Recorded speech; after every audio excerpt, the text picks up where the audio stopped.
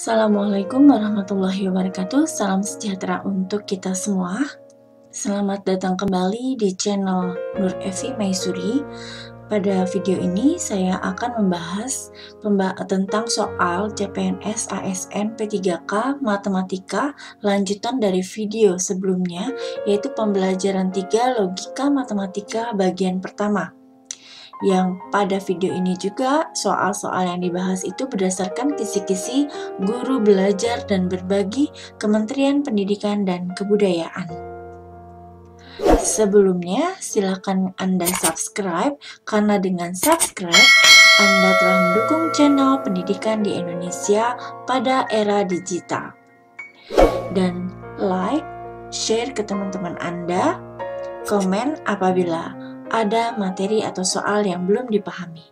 Soal nomor 1, perhatikan pernyataan berikut. Andi suka makan buah mangga. Andi suka makan buah mangga.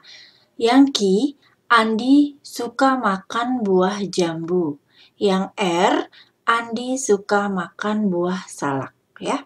Berarti P-nya Andi suka makan buah mangga, Q Andi suka makan buah jambu, dan R Andi suka makan buah salak. Pertanyaannya, jika P atau ingkaran P atau Q bernilai benar, maka pernyataan berikut yang benar adalah, mari kita selesaikan soal logika matematika berikut ini. Coba Anda perhatikan di sini P dan Q saja. Berarti ini R ini hanya sebagai pengecoh saja ya. Kita lihat di sini. Kita coba jawab. P atau ingkaran P atau Q.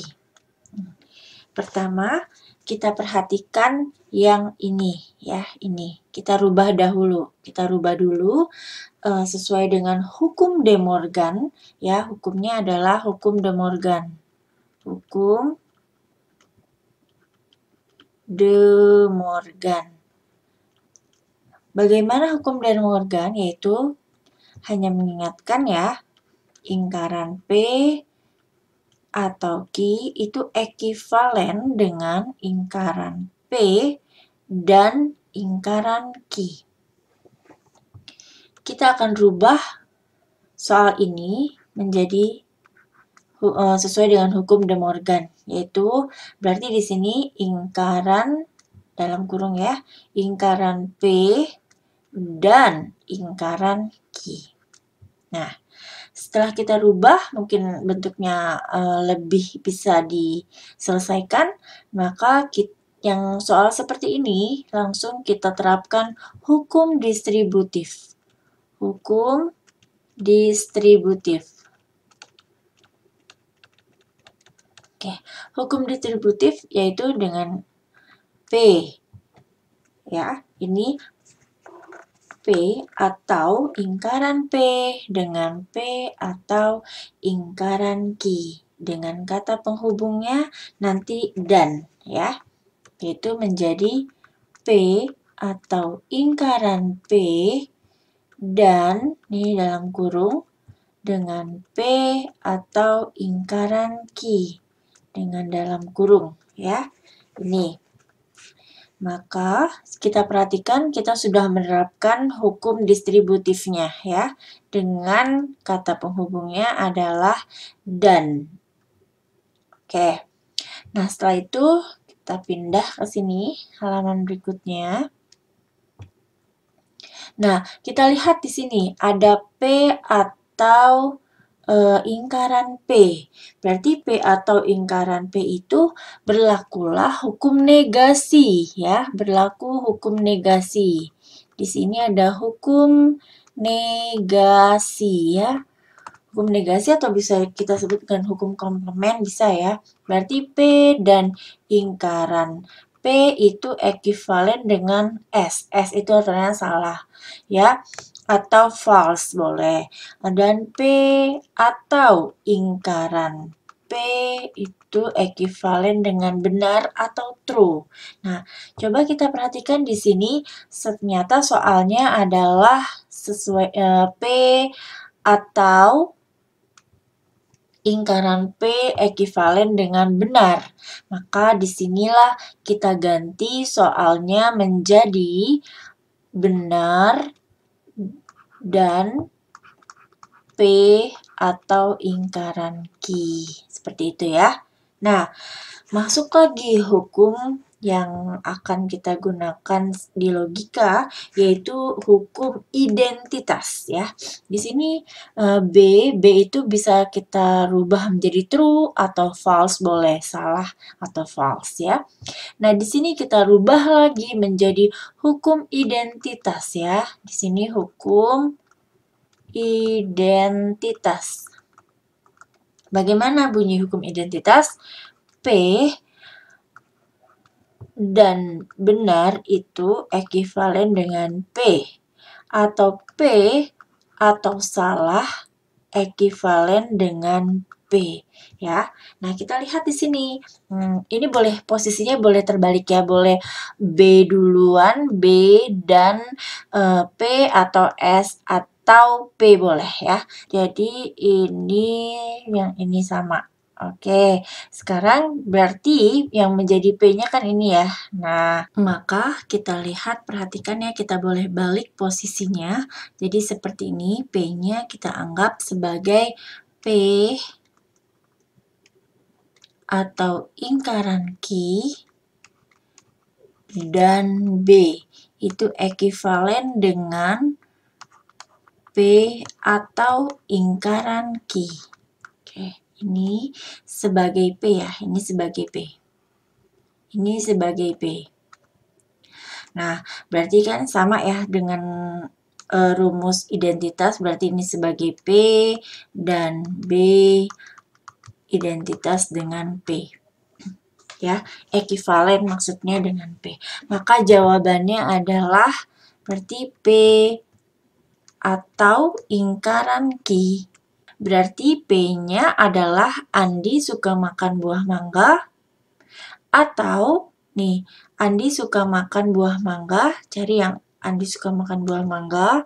Ini ya, makan buah mangga antara C dan D dan E, tapi di sini kalimatnya adalah di sini atau. Berarti atau di sini Andi suka makan buah mangga, atau Q-nya adalah suka makan buah jambu. Berarti lingkaran dari Q ini berarti tidak suka makan buah jambu. Berarti tidak suka makan buah jambu. Berarti jawaban dari soal ini adalah C. Andi suka makan buah mangga atau tidak suka makan buah jambu. Jawabannya C. Soal nomor 2, jika saya makan, maka saya kenyang. Saya makan. Jadi, saya kenyang. Bentuk argumen di atas merupakan salah satu bentuk argumen. Yang A, modus tollens, B, silogisme destruktif, yang C, dilema, yang D, modus ponens, dan E, silogisme hipotesis. Baiklah, kita jawab pertanyaan ini. Sebelum menjawab pertanyaan ini, kita lihat hukum yang berlaku, yaitu pertama, kita mempunyai modus ponens ya. Kalau ponens ya, kalau ponens ini rumusnya adalah jika P maka Q, maka P, maka kesimpulannya adalah Q. Yang tolen, jika P maka Q, lalu yang kedua lingkaran Q, maka kesimpulannya adalah lingkaran P. Dan yang terakhir adalah silogisme. Silogisme yaitu jika P maka Q, pernyataan pertama. Pernyataan kedua, jika Q maka R, maka kesimpulannya adalah P maka R. Ya. Sekarang kita perhatikan soalnya. Kita lihat di sini, saya makan. Berarti maka saya kenyang. Lihat ini sini P-nya adalah saya makan ya. Saya makan. Lalu Q-nya di sini adalah saya kenyang.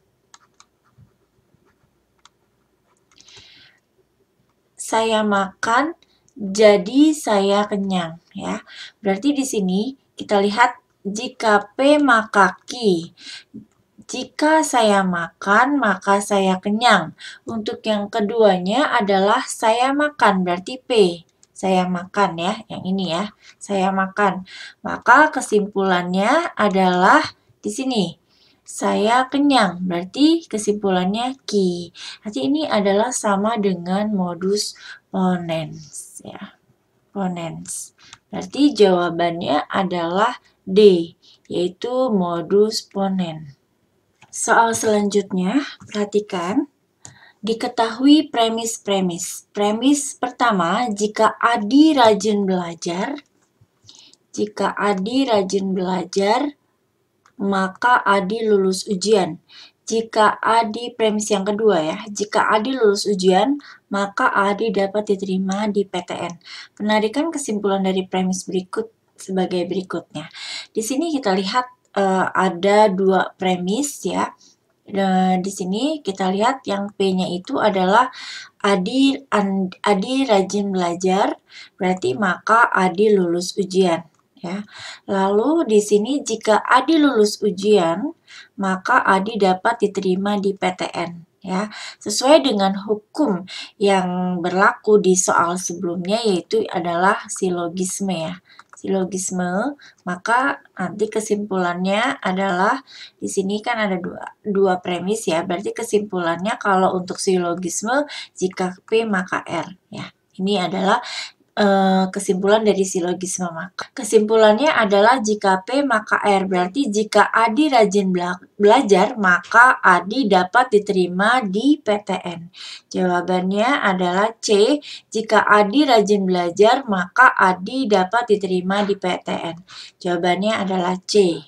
Demikianlah pembahasan soal CPNS ASMP 3K Mapel Matematika dengan subbagian Logika Matematika bagian 1 yang sesuai dengan kisi-kisi guru belajar dan berbagi Kementerian Pendidikan dan Kebudayaan. Semoga bermanfaat dan semoga bisa dipahami. Terima kasih. Assalamualaikum warahmatullahi wabarakatuh.